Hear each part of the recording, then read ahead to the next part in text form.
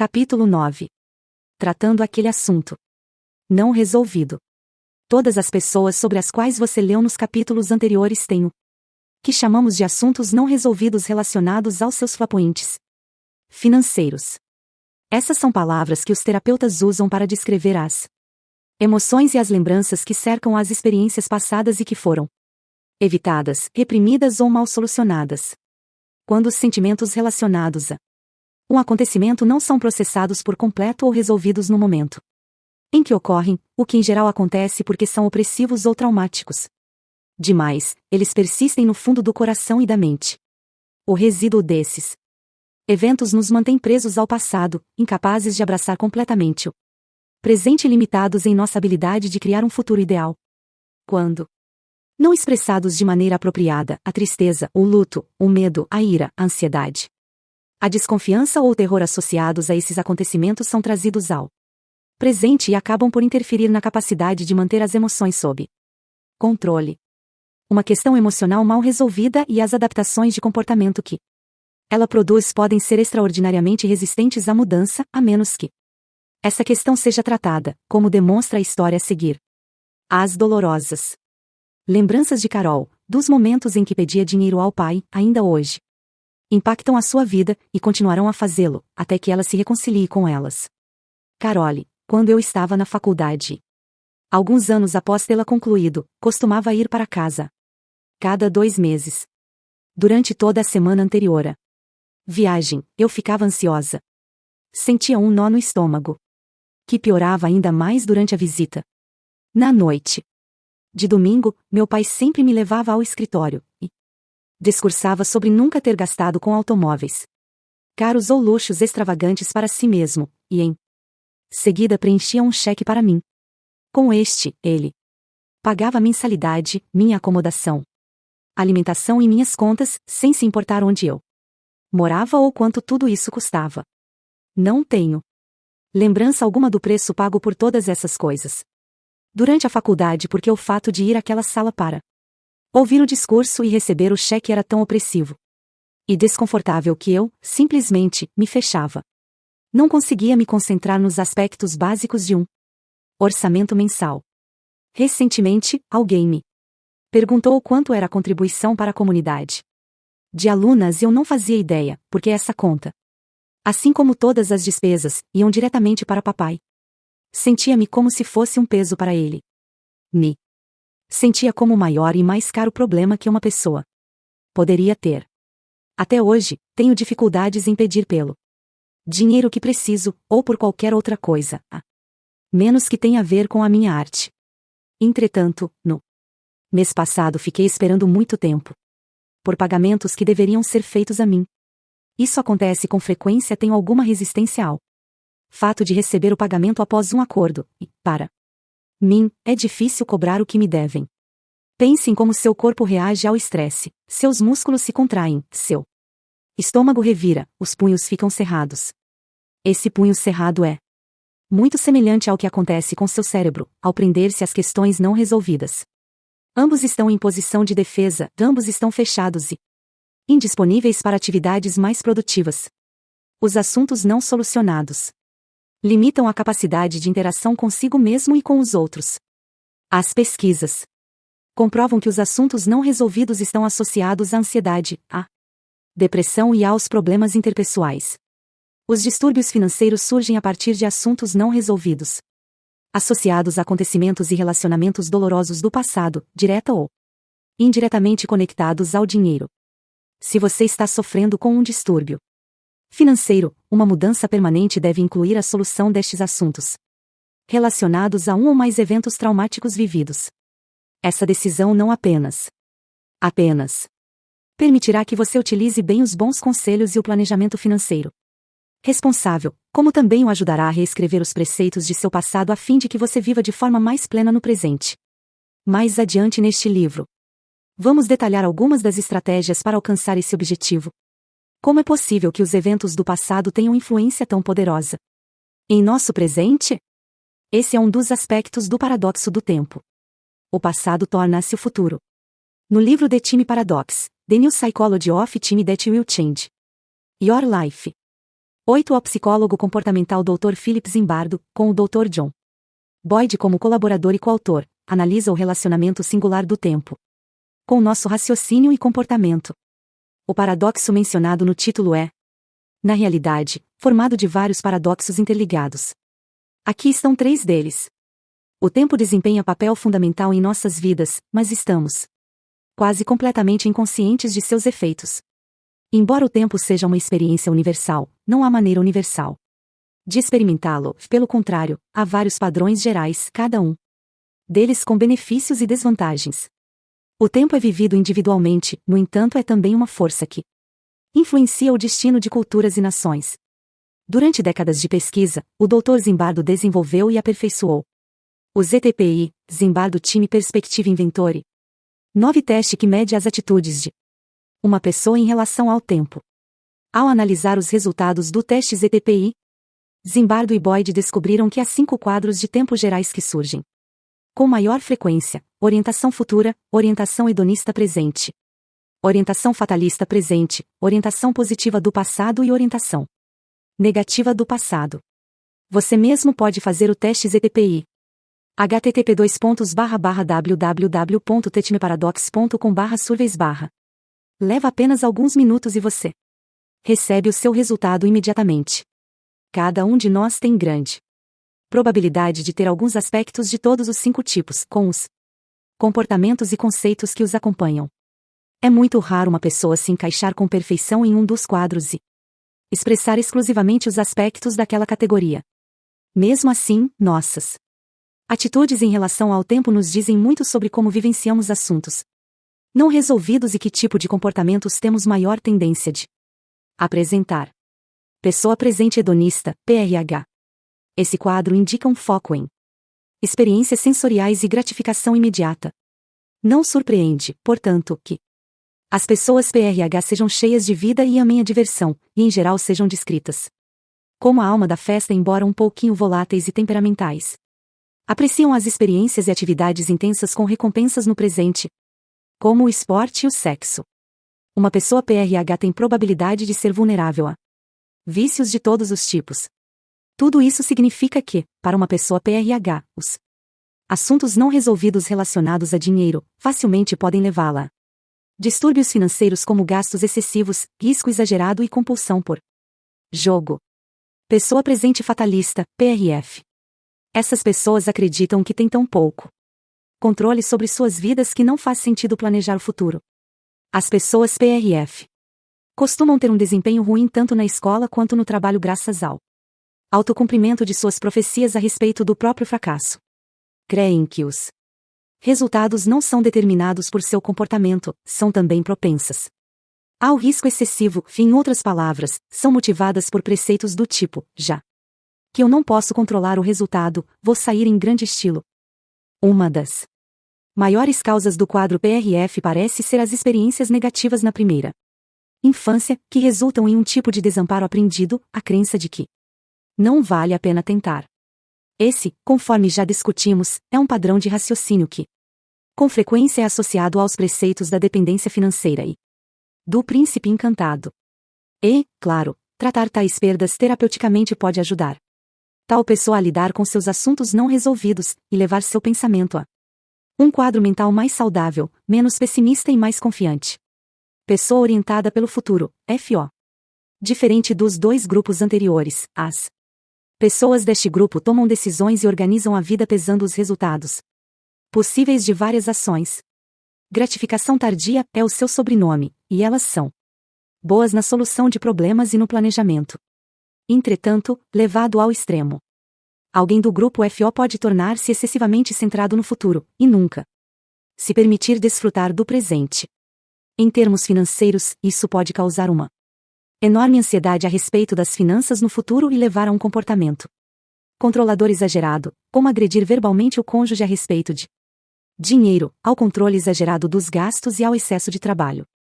As pessoas orientadas pelo futuro podem estar voltadas apenas ao futuro em uma tentativa subconsciente de evitar as lembranças e os sentimentos dolorosos do passado.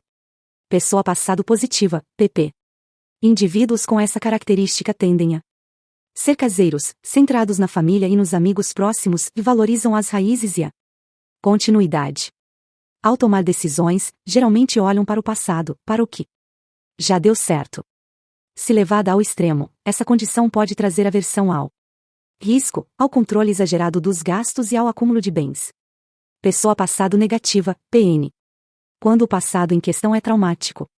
O quadro PN pode levar as pessoas a se tornar, como coloca o Dr. Zimbardo, museus de trauma, fracasso e frustração, eternamente reciclando um passado impossível de ser alterado em detrimento dos bons tempos do presente. Qualquer assunto financeiro não resolvido pode, com facilidade, tornar-se uma ala daquele museu. Como seus companheiros PP, o passado pesa muito nas decisões do PN, entretanto, para os PNS, o passado torna-se um modelo do que deve ser evitado. Aqui, outra vez, suspeitamos que você tenha reconhecido algo de si mesmo em uma ou mais destas descrições. Seja qual for a categoria onde se encaixe. O ponto é que, quando temos assuntos não resolvidos, o passado invade o presente e afeta o futuro. Pense da seguinte forma: você tem apenas 2 pés. Digamos que esquerdo esteja sobre uma calçada plana, sem buracos. Se o seu pé direito estiver atolado em areia movediça, você não conseguirá firmar-se na calçada e certamente não poderá caminhar por ela. De modo semelhante, para preencher sua vida presente e caminhar de maneira eficaz para o futuro que deseja, você precisa sair da areia movediça, identificar os assuntos não resolvidos do passado e tratá-los. Obviamente, nem toda experiência difícil resulta em um assunto não resolvido. Se assim fosse, nossa psique nada teria além desses enormes fardos. Então, por que algumas experiências dolorosas ou inquietantes ficam registradas e outras não? E, mais importante, como encerrar os assuntos não resolvidos e se libertar de suas garras? Tudo está baseado na natureza do trauma. A origem dos assuntos não resolvidos. Trauma é energia emocional. Assim como um circuito elétrico sobrecarregado pode entrar em curto se não for descarregado através de uma quebra do circuito. Nossa energia traumática pode ser destrutiva se não for descarregada de maneira segura. Os animais têm um processo natural de liberação dessa energia na realidade. Eles podem fazer isso muitas vezes ao dia em seu ambiente natural. Imagine uma corça na campina. Com um movimento da cauda, abaixa a cabeça para mastigar algumas folhas e a levanta enquanto mastiga, checando os arbustos. De repente, ela ouve um ruído entre a folhagem. Todo seu corpo recua instantaneamente quando ela se prepara para correr. Olha na direção do ruído e vê um esquilo. Percebe que ele não apresenta risco. Seu corpo então se contrai por alguns segundos e ela volta a mastigar com tranquilidade. 2 patos estão em uma lagoa. Um deles invade o território do outro e o primeiro pato ataca. Eles bicam e grasnam e chapinham, de então se separam e, batendo as asas, seguem caminhos diferentes. Em cada caso, a energia lutar ou fugir gerada foi liberada e dissipada sem deixar resquícios prejudiciais. Entretanto, quando a energia produzida não tem um escape natural, as reações de estresse pós-traumático têm mais probabilidade de acontecer, pois o trauma não resolvido trava o cérebro no modo sobrevivência, liberando a energia relacionada a um evento traumático, seja através da válvula de escape física ou da emocional. Conseguimos encontrar a solução e seguir adiante. Em outras palavras, precisamos de catarse mental ou emocional para reconhecer e liberar essa energia produzida, permitindo assim que nossos sistemas retornem ao normal. As crianças sabem, instintivamente, como lidar com os sentimentos difíceis por meio do choro ou do grito. Entretanto, os pais e a sociedade em geral repreendem a criança triste por demonstrar medo, raiva e outras emoções intensas. Como resultado, a criança pode receber a mensagem de que todas as formas de liberação emocional são sempre inaceitáveis.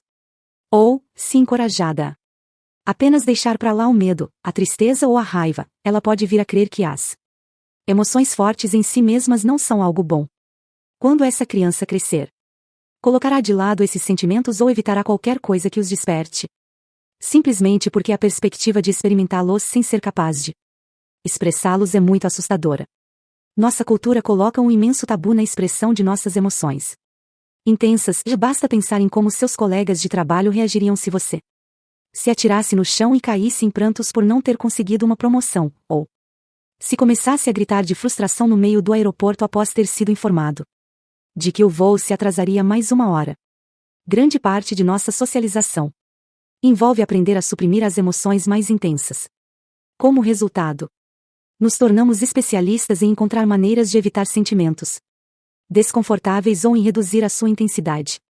Há maneiras saudáveis de fazer isso, mas, com muita frequência, lançamos mão de atividades autodestrutivas, como o abuso do álcool, o fumo, comer e gastar compulsivamente, trabalhar demais, e assim por diante, para manter de lado as emoções não exprimidas.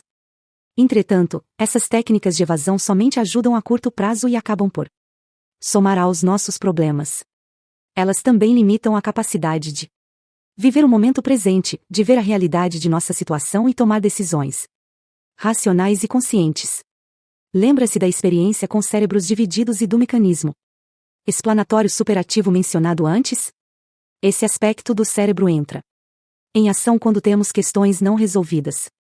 Como já vimos, nossos conceitos e conclusões sobre um evento são, na maior parte das vezes, incompletos ou imprecisos, visto que o cérebro se esforça para que as coisas façam sentido na tentativa de chegar a uma conclusão lógica.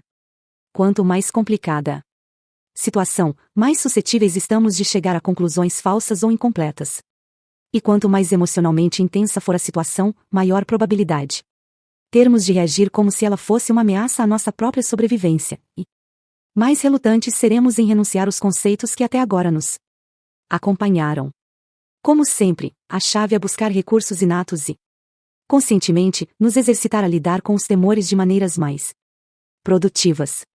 Há 40 anos, a médica suíça doutora Elisabeth Kubler-Ross desenvolveu uma nova forma de lidar com o luto daqueles que sofrem de enfermidades terminais. Num momento em que poucos estão dispostos a enfrentar direta e honestamente o que sentem em relação à morte, Kubler-Ross muda a própria maneira de se encarar o luto. Em seu primeiro livro, Sobre a Morte e o Morrer, ela delineou os 5 estágios que precisamos atravessar para encarar o luto e, em última análise, sermos curados do nosso luto. No trabalho, entendermos que seu modelo se aplica a qualquer evento perturbador ou traumático, divórcio, desemprego, contratempo financeiro, e assim por diante. Negação. No esforço para escapar da inevitável perda, tentamos fingir que ela não está acontecendo de fato. Deve haver algum engano. Isto vai passar. Ira. Conforme percebemos a realidade da situação, nos flagelamos em fúria. E ressentimento. Não é justo. Porque eu não mereço isto. Barganha. Assim que a ira se extingue, tentamos negociar um resultado diferente com um poder superior do vasto universo. Conserte apenas mais. Essa e eu nunca mais farei isso. Tudo o que peço são mais 6 meses. Depressão. Quando enfim percebemos que não podemos evitar ou escapar das consequências e dos resultados negativos, perdemos todas as esperanças. Não há sentido fazer coisa alguma. Eu desisto. De que adianta? Aceitação. Finalmente, aceitamos a realidade de nossa situação e lidamos com ela de maneira realista e com alguma graça. De maneira geral, tenho orgulho do que consegui. Ainda há algumas coisas que posso fazer. Atravessar esses 5 estágios pode nos trazer a liberação emocional necessária, superação de temores, ansiedades ou tristezas e finalmente nos sentirmos em paz. É óbvio que nem todo mundo passa pelos estágios com a mesma intensidade, na mesma ordem, ou de forma linear, e é possível ficar preso em um deles em particular.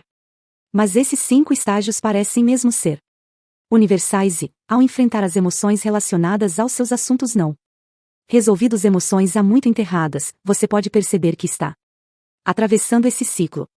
Talvez seja doloroso, mas ajuda a reconhecer que é uma reação normal e saudável ao trauma, e que seu sofrimento é temporário, mudando a sua mente. Mas quem deseja desenterrar o passado, sobretudo os momentos dolorosos? Afinal, você não vai conseguir mudar o passado, vai? Não deveríamos pensar que o que passou, passou. Isso seria ótimo se pudéssemos banir os acontecimentos dolorosos da memória. Mas não funciona assim. Ironicamente, embora tenhamos a tendência de evitar as lembranças dolorosas, os efeitos delas sobre a vida persistem até encararmos o assunto e lidarmos com qualquer sentimento que não tenha sido expressado. Muitas pessoas pensam na memória como algo parecido com um DVD que pode ser assistido várias vezes, permanecendo as imagens e os acontecimentos iguais sempre. Mas é exatamente o contrário, nossas lembranças mudam todo o tempo. A psicóloga doutora Elizabeth Loftus tem feito um trabalho inovador que demonstra quão flexível e falível é a memória. Loftus e outros pesquisadores provaram que nossas recordações de acontecimentos reais são em geral distorcidas pelas informações obtidas todas às vezes que buscamos pela memória. E mais ainda, um dos experimentos da doutora Loftus demonstrou que é possível implantar memórias inteiramente novas de um evento que nunca aconteceu. Em certo experimento, membros mais idosos da família foram instruídos a contar sobre uma ocasião em que ficaram perdidos por várias horas em um shopping center, ou quando foram salvos de um ataque de tubarão. Nenhum dos incidentes havia acontecido de fato, mas, após terem sido descritos por uma fonte confiável, a pessoa não apenas se lembrava do fato como, mais tarde, acrescentava ao fato detalhes e floreios. O significado de tudo isso no contexto da solução do trauma financeiro é que você pode mudar as lembranças de seus flapointes financeiros, não apagá-las, mas alterar profundamente o significado e o impacto emocional delas sobre a sua vida. Pense em como se sente quando recorda um incidente desagradável. Primeiro você sente as emoções originais, quase com a mesma intensidade. Certo? Mas, se conseguir passar por essa primeira onda de emoção e aplicar sua perspectiva e experiência como adulto, poderá criar uma interpretação mais realista e até mais útil desta lembrança. Talvez você reconheça que a experiência lhe deixou algumas lições valiosas e que pode até tê-lo poupado de problemas futuros. Uma forma de fazer isso é por meio do papel reverso. Imagine um incidente a partir do ponto de vista da outra pessoa ou pessoas envolvidas. O que ela tinha em mente? Onde estava a sua motivação ou intenção? Sabendo o que sabe hoje sobre o passado daquela pessoa e o que ele ou ela enfrentava na época do acontecimento, será que compreende melhor o que pode ter provocado seu comportamento? Por exemplo, digamos que você tenha a lembrança de uma briga séria entre seus pais a respeito de dinheiro. Saber o que sabe hoje, como adulto, sobre o peso que as finanças podem ter em um relacionamento, pode fazer com que as ações deles pareçam mais compreensíveis. Crescimento pós-traumático. Nas últimas décadas, o campo da psicologia expandiu-se a ponto de incluir não apenas uma ênfase na restauração da saúde emocional após um evento traumático, mas também o estudo de como a crise e o sofrimento humano podem ser precursores do crescimento psicológico. Os psicólogos Richard Tedeschi e Lauren Sicalion descobriram que essas mudanças podem incluir maior apreciação da vida, fortalecimento pessoal e crescimento espiritual, aprofundamento nos relacionamentos e uma ênfase em novas possibilidades na vida. A ideia aqui não é absolver ninguém de suas ações, tentar justificar ou perdoar o que foi feito ou transferir a culpa a alguém. O objetivo é simplesmente ajudá-lo, reduzindo a ansiedade produzida por essas memórias, e uma melhor compreensão da motivação de alguém pode ajudar. Isso faz com que você saia do papel de vítima indefesa e restaure um sentimento de vontade. Também o ajuda a perceber quais aspectos do acontecimento você não pode controlar. Portanto, você pode parar de se culpar. Outro método de cura envolve identificar o crescimento e o aprendizado benéfico que acompanharam um evento traumático. Pergunte a si mesmo o que a experiência pode ter lhe ensinado. Você pode fazer isso por meio da introspecção, da meditação ou da psicoterapia. Os mais espirituais entre nós podem até achar útil perguntar ao seu ente superior, seja qual for o seu método, se identificar um propósito, aprendizado ou benefício psicológico resultante do incidente original e uni-lo à lembrança e aos sentimentos associados a ela. Essas lembranças perderão o controle que tem sobre você. Os benefícios emocionais, intelectuais e espirituais de se ter sobrevivido a uma experiência traumática estão apenas começando a ser reconhecidos e estudados pelo novo campo do crescimento pós-traumático. Essa é uma área da psicologia direcionada a ajudar as pessoas a alcançar crescimento emocional e espiritual após uma experiência traumática. Basta recordar a vida de Nelson Mandela, Mahatma Gandhi, Thich Nhat Hanh e outros para compreender que muitos de nossos grandes e inspiradores líderes espirituais transcenderam. Histórias de intenso sofrimento e privação. Isso não é uma coincidência. Assim como o fogo e o calor intenso quando manuseados corretamente podem queimar as impurezas do ferro e resultar em aço endurecido, assim também o fogo do trauma e da tribulação resulta em fortalecimento do caráter, do espírito e do potencial humano. Buscar e reconhecer nossas lembranças e emoções associadas a elas e aprender a senti-las sem sermos oprimidos por elas nos ajuda a ser mais produtivos ao tratá-las e mais resilientes a longo prazo. Esse é um elemento fundamental no tratamento do trauma e da ansiedade, que está por trás de todos os métodos e princípios psicoterapêuticos. Ele explica por que formas tão diferentes de psicoterapia podem ser úteis: a terapia orientada ao insight, identificando e analisando as questões; a terapia comportamental, a prática na atividade temida; a terapia cognitiva, explorar, examinar e mudar pensamentos que produzem ansiedade; e a terapia empírica, reencenando aspectos do evento para buscar e expressar emoções desconfortáveis ou reprimidas. Além da terapia, há muitos outros caminhos para abordar esses sentimentos. São eles: um diário, grupos de apoio, aconselhamento pastoral ou conversar com um amigo de confiança. Em todos esses contextos temos a permissão e somos encorajados a liberar a energia do trauma e a falar sobre a experiência, que é exatamente o que precisamos ao confrontarmos nossas realidades internas em um local seguro, seja com um conselheiro ou com um amigo de confiança, ou em sua cadeira favorita com uma xícara de chá e experimentarmos uma vasta gama de emoções. Permitimos que estas se esgotem até que atinjam um nível de intensidade manejável. Quando acessamos essas lembranças antigas, conseguimos suplementá-las com informações e reflexões novas e, assim, mudar o poder que elas têm sobre nossas vidas. Concluir assuntos não resolvidos exige tanto estar em contato com nossas emoções como também envolver o cérebro racional para nos ajudar a trazer novas percepções e conclusões. E examinar as experiências a partir da perspectiva e da percepção de um adulto nos ajuda a liberar o poder do passado sobre nossa vida presente e futura. Esse é o início da cura profunda e da mudança duradoura no comportamento. Um de nossos clientes expressa da seguinte maneira: Stuart, agora posso perceber quando alguns dos meus antigos preceitos financeiros surgem. Eu os conheço. Sei como são. Sei o que fazer com eles. Eu os acomodo, dou ouvidos a eles e, depois, os acompanho até a saída. Concluindo assuntos não resolvidos, um exercício. Como já vimos, quando temos uma forte ligação emocional com um assunto financeiro não resolvido, ele exige energia e espaço psíquico e nos mantém presos ao passado. Concluir os assuntos não resolvidos resulta em liberação de energia, em alívio e na habilidade de estar mais presente no hoje. Para ver por si mesmo como funciona, tente esta experiência. Faça uma lista de 2 ou 3 questões não resolvidas em sua vida. Comece com as mais simples: aquele e-mail da sua sogra que você não respondeu ou a ligação do diretor da escola de seu filho que você está evitando retornar. Ok, agora deixe este livro de lado e faça o que precisa fazer. Envie o e-mail. Faça a ligação. Não há melhor momento que o presente. Como se sente ao riscar esses itens da sua lista? É como se um peso fosse tirado das costas, não é? Quando conseguimos tomar uma atitude para solucionar uma questão emocional enraizada e não resolvida, a energia liberada e o alívio são ainda mais profundos. Em um capítulo mais adiante, teremos mais exercícios intensivos para ajudá-lo a chegar lá. Segredos a respeito de dinheiro entre os profissionais.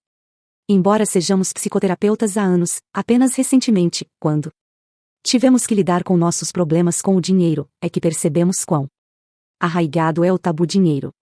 Mesmo entre os profissionais da saúde, poucos terapeutas e conselheiros sentem-se à vontade tratando de assuntos financeiros com seus clientes, e um número ainda menor recebeu qualquer treinamento para fazê-lo. Isso acontece, apesar do dinheiro ser a fonte número 1 de estresse, e de certamente afetar relacionamentos com familiares e com outras pessoas. Por sua vez, os conselheiros financeiros não se sentem à vontade para falar sobre coisas melosas como emoções e não estão treinados para ajudar um cliente ansioso a detalhar, expor e lidar com um assunto não resolvido. Essa é uma das razões pelas quais nos associamos a um conselheiro financeiro para criar um curso intensivo com o objetivo de curar questões financeiras. O curso ensina muitas das técnicas terapêuticas que descrevemos anteriormente, entre outras, e oferece aconselhamento e planejamento financeiro prático. Uma das coisas mais importantes que fazemos é ajudar pessoas a superar sua profunda vergonha a respeito de sua relação com o dinheiro. Nós as ajudamos a perceber que existe uma distinção entre seus comportamentos financeiros conturbados e seu verdadeiro eu. E elas também aprendem a dar esse primeiro passo na direção da reorganização da vida financeira assim. Como você fará, após ter lido este livro?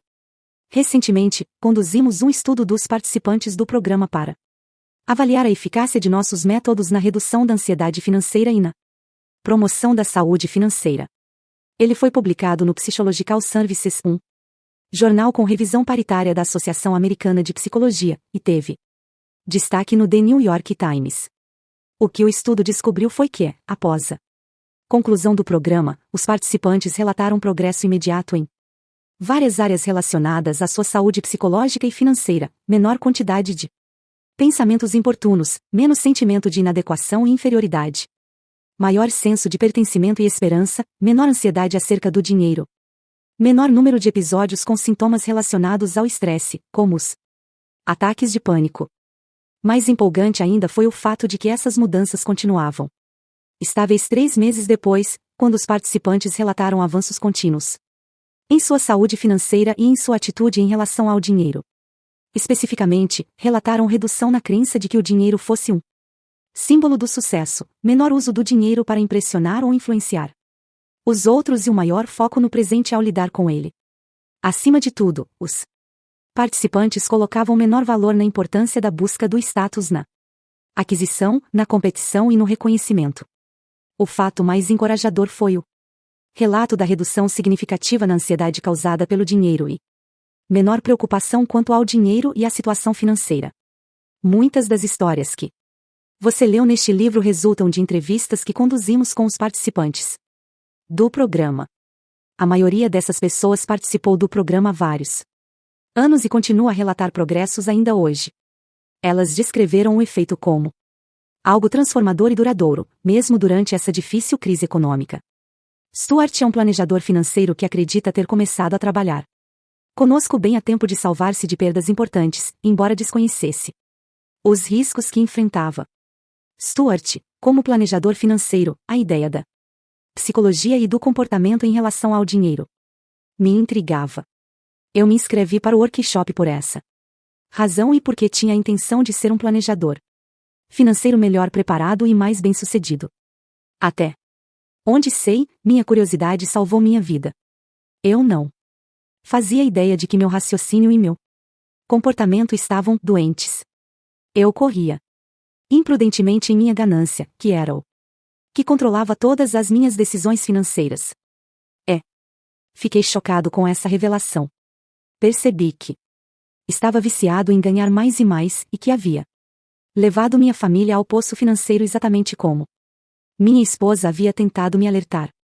Creio que salvei meu casamento. Creio que estaria divorciado e falido hoje se não tivesse aprendido aquelas lições. Meus antigos preceitos financeiros se transformaram em outros que funcionavam melhor. Me deixe em paz. Eu sei o que estou fazendo transformou-se em. Minha esposa tem uma boa percepção da situação financeira. Antes de agir, preciso ouvir o que ela sente a respeito das decisões financeiras. Esse conceito também é novo. Somos nós que agimos e não apenas eu.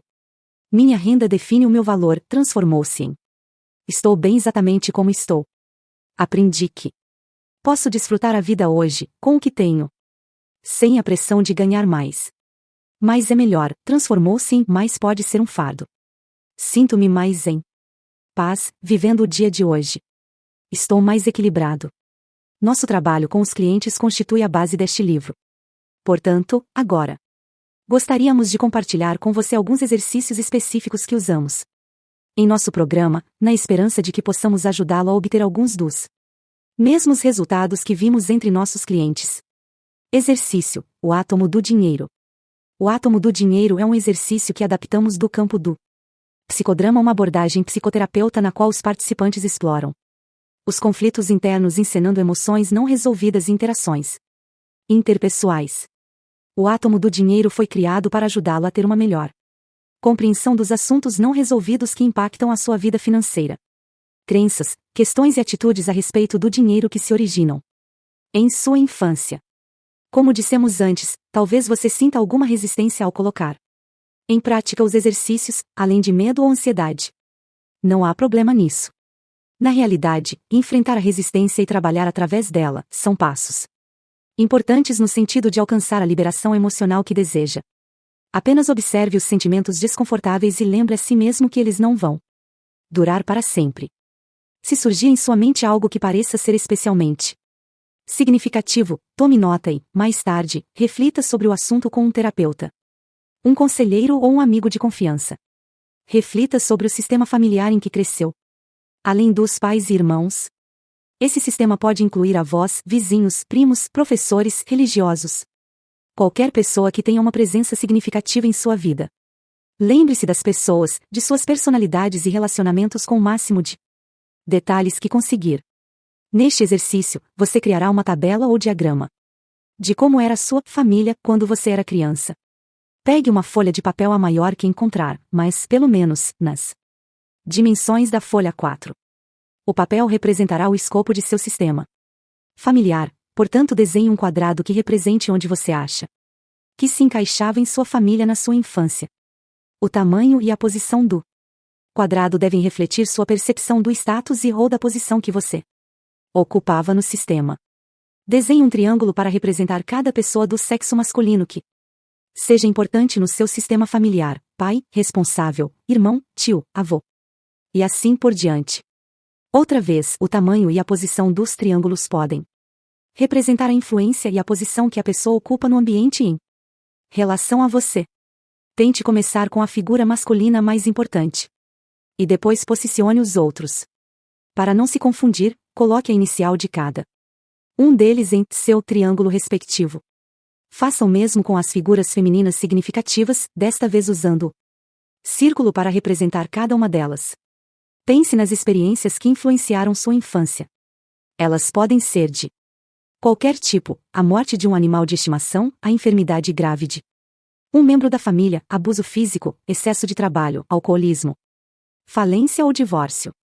Não se esqueça das influências sociais além do contexto da família: religião, guerra, machismo, racismo.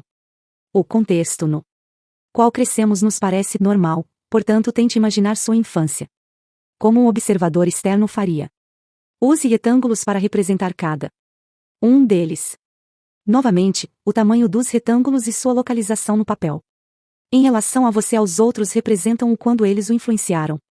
Toda família é afetada por pessoas e acontecimentos que não estão mais presentes: um avô que morreu jovem e deixou a família na pobreza, uma doença crônica, uma perda trágica, ou os efeitos colaterais de um acontecimento social, como a guerra, os desastres naturais ou a Grande Depressão.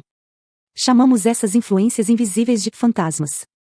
Alguns desses fantasmas podem ter sido momentos de grande alegria ou de grande tristeza.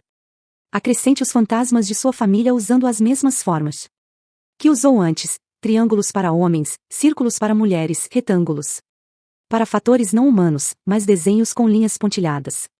Pense em cada uma das pessoas representadas em sua tabela e no relacionamento desta pessoa com o dinheiro.